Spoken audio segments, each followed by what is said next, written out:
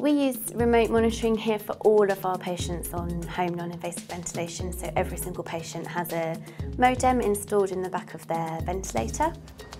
So the really key and important part of being able to establish and set up the EncoreAnywhere was finding a named contact in our IG department.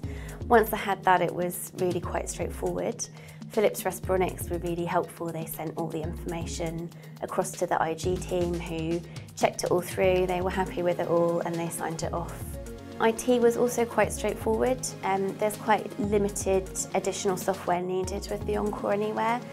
When I very first started using it, I had some support from the clinician at Philips Respironics who guided me through how to use it and how to interpret it. Generally, people have found it quite easy to use, it's quite easy to navigate and it's quite intuitive. EncoreAnywhere is web-based, so you can literally access it from anywhere. I've even been known to access it on my phone if I've needed to.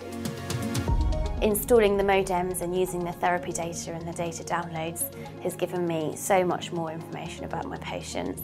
So I'm able to see how much they use it, how well the mask is fitting, how well they're ventilating, and I'm able to do a lot more remote problem solving with the patients via telephone, or some of them like to email, and we're not having to bring them up to hospital for outpatient appointments.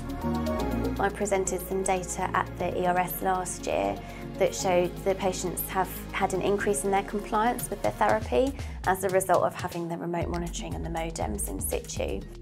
The clinician and the consultant are always monitoring me and they know exactly what's wrong. My consultant often phones me up if there's something that she's worried about.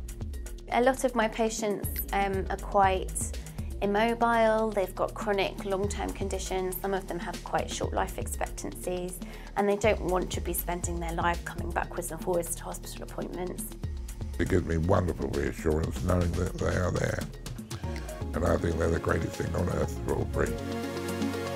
Through our expansion of the service, we've been able to facilitate a bit of a network for non-complex home NIV, and this means other units who've had patients admitted, they can link in with our unit, and we're able to facilitate that discharge earlier than they would have otherwise been discharged from that unit. It's created a greater kind of continuity of care across the sector. We've had almost more than doubling in our caseload in the last year, and using the remote monitoring allows us to be more efficient with our resources.